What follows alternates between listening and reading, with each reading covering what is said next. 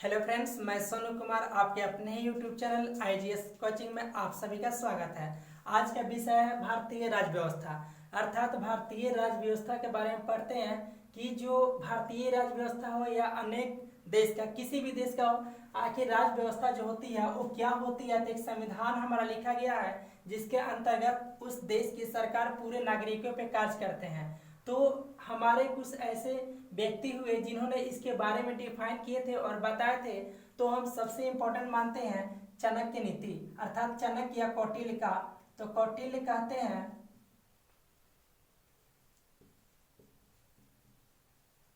चाणक्य ये कहते हैं कि किसी भी राज्य के सरकार होने के लिए, अर्थात वहां पर मेरा अधिकार है या नहीं है, तो उसके लिए चार शर्तें होनी चाहिए। अगर मान लीजिए मेरा भूमि है, तो भूमि, तो मान लीजिए जैसे भारत, अपना भारत है, मान लीजिए भारत है, तो भारत के पास एक सरकार होंगे और इस सरकार का पूरा अधिकार इसके अंदर अंतर्गत होंगे। तो वहां के सरकार होने के लिए आखिर क्या अधिकार होना चाहिए, उसके पास क्या क्या होना चाहिए।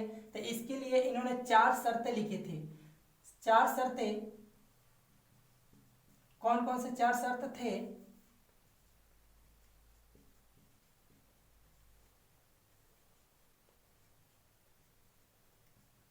सबसे पहले इन्होंने बोले कि भूमि होना चाहिए, अर्थात वहां भूमि होना चाहिए।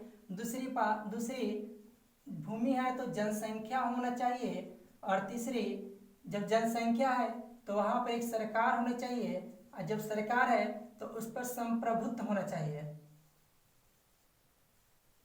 संप्रभुत्व, इस चार चीज जिनके पास रहेगा वही आपका, मतलब सर वही आपका अधिकार रहेगा, नहीं तो नहीं रहेगा। जिस कारण अगर आप मान लीजिए ये भूमि आपको दे दिया जाएगा, भूमि मिलेगा, तो वहां पे आपको सिर्फ भूमि, आप यहाँ पर फसल उपजा सकते हैं, लेकिन और आपको किसी से कोई मतलब नहीं। आप यहाँ पर अकेला है, तो आप यहाँ पर अकेला है, तो आखिर किस पर आप अधिकार करिएगा? उसके लिए जनसंख्या होना चाहिए। अगर जनसंख्या यहाँ पर नहीं है, अगर नहीं है तो आप अधिकार नहीं कर सकते। अगर लेकिन जनसंख्या पूर्ण रूप से भूमि के पास बसा हुआ है, अर्थात भूमि में पूर्ण रूप से जनसंख्या है, तो आप जनसंख्या पर भी आपका अधिकार है और वहाँ के भूमि पर भी अधिकार है।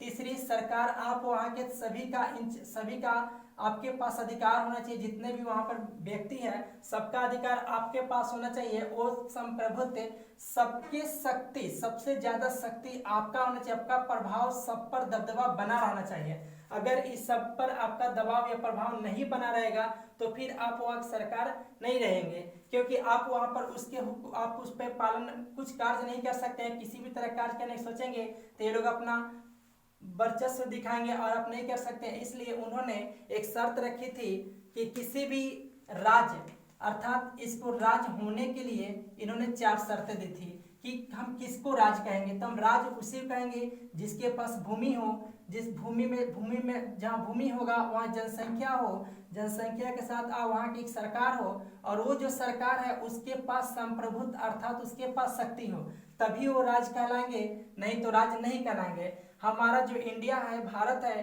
तो भारत एक स्वयं एक राज्य भी है और भारत के अंदर बहुत सारे राज्य भी है। इसीलिए कही जाती है कि भारत राज्यों का संघ है। अर्थात हमारे भारत में एक बिहार, इस तरह से बहुत सारे राज्य हैं जो सबके पास भूमि है, जनसंख्या है और खुद की एक सरकार है जिनके पास शक्ति है।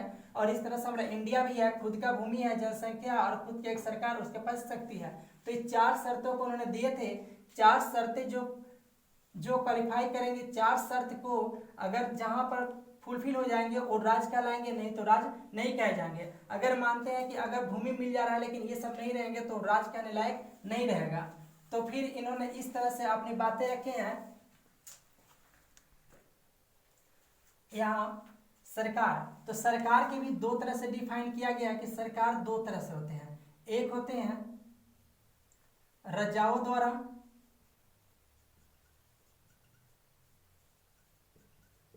एक रजाओं द्वारा राज करना, और दूसरा होता है चुनी हुई सरकार।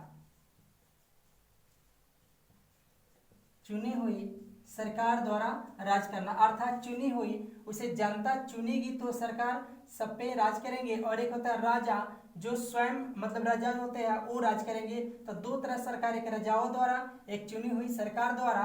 तो अब आता है कि इसमें भी दो तरह से होती है, एक प्रत्यक्ष और एक होते हैं अप्रत्यक्ष। तो हम यहाँ पे चुनी हुई सरकार जो होते हैं उसे हम लोकतंत्र के नाम से जानते हैं, और जो राजाओं द्वारा राज होती है उसे हम राजतंत्र के द्वारा जानते हैं, राजतंत्र। ये मेरा लोकतंत्र, चुनी हुई सरकार लोकतंत्र, और जो राजाओं द्वारा राज किया जाता है उसे राजतंत्र कहा जाता है, और जो चुनी हुई सरकार द्वारा राज किया जाता है उसे लोकतंत्र। तो अभी लगभग सभी देशों में लोकतंत्र ही चल रहा है, क्योंकि सभी जगह चुनी हुई सरकार द्वारा ही राज किए जा रहे हैं। तो लोकतंत्र के बारे में भी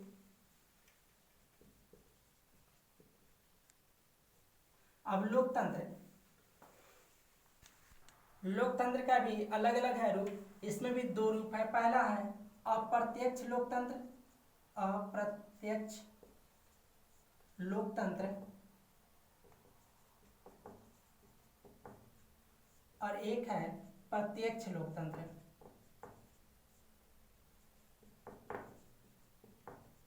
अब दोनों में अंतर क्या है? अप्रत्यक्ष लोकतंत्र और प्रत्यक्ष लोकतंत्र। अप्रत्यक्ष लोकतंत्र में होती है कि एक यहाँ जनता से, जनता ये हुआ, ये मेरा सरकार हुआ, और यहाँ पे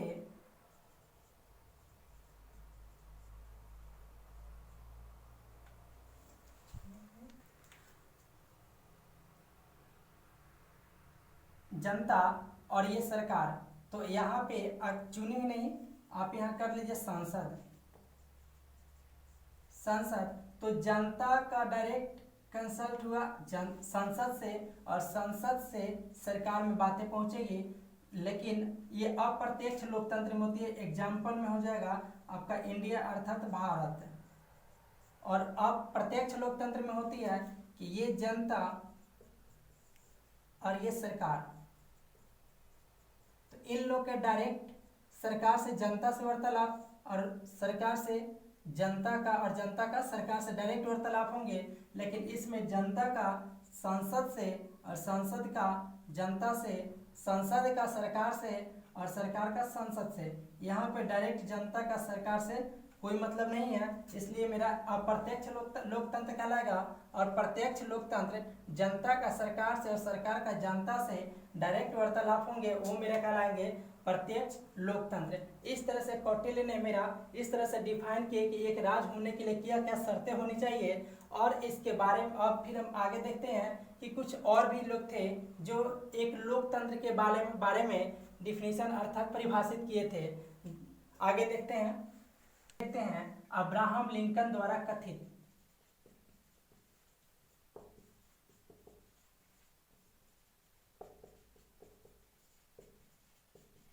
इन्होंने भी कुछ कहे थे कि,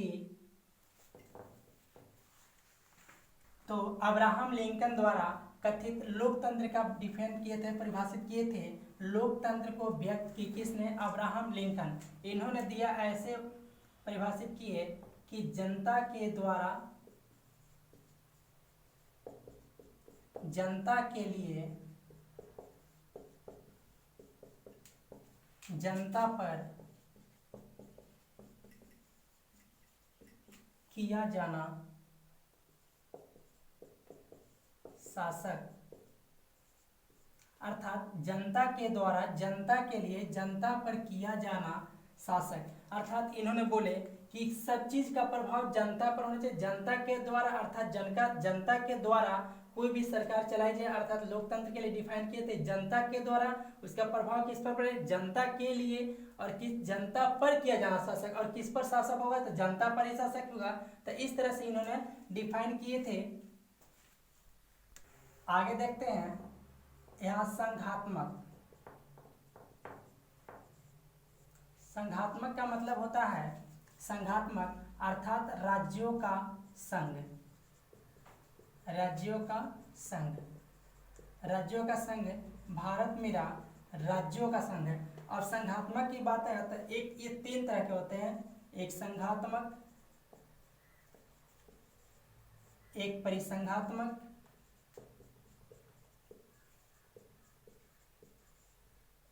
और तीसरा होता है एकात्मक। तो हमारा संघात्मक का मतलब होता है, परिसंघात्मक का मतलब और एकात्मक, तीनों का मतलब क्या क्या होता है? तो देखते हैं इसका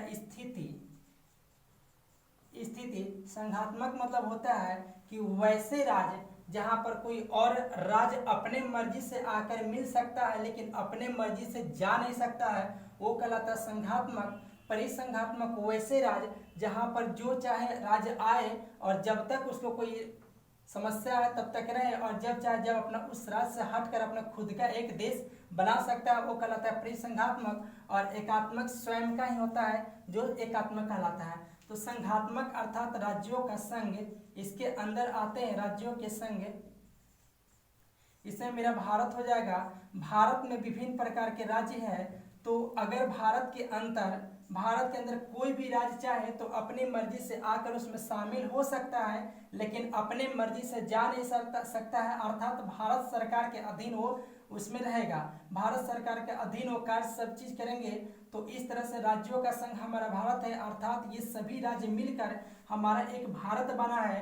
तो और परिसंघात्मक जैसे अमेरिका, इसमें जो राज्य या सरकार देश चाहे अपना आकर इसमें रहे और फिर अपना अलग होकर सरकार भी देश बना सकता है, वो कहलाता है परिसंघात्मक। और एकात्मक जैसे फ्रांस।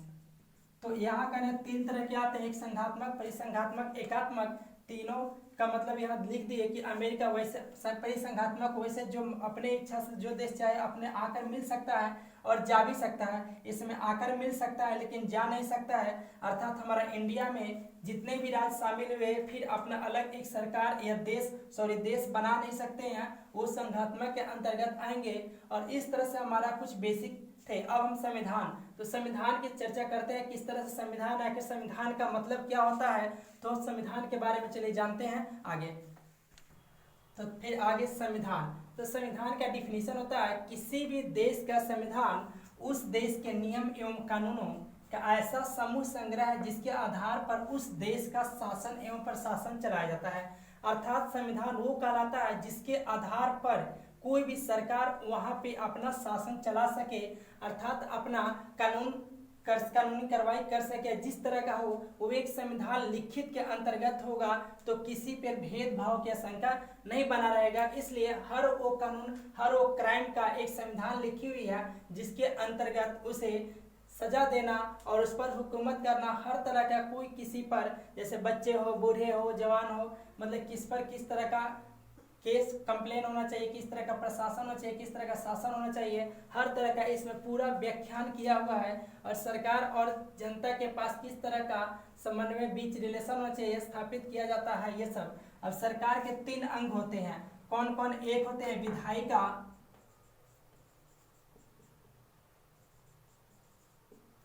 दूसरा होता है कार्यपालिका,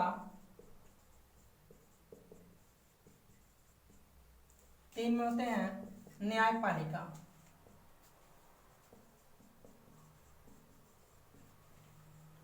तो सरकार के 3 यानी कि अपने देश या राज्य को चलाने के लिए सभी जगह विधायिका, कार्यपालिका और न्यायपालिका 3 मिलकर एक इस संविधान के बारे में चाहे जो भी हो, इस समय शासन करने के लिए एक विधायिका आते हैं, एक कार्यपालिका आते हैं, एक न्यायपालिका आते हैं। सबका अपना अपना कार्य है, क्या क्या है उसका हम नेक्स्ट वीडियो में देखते हैं।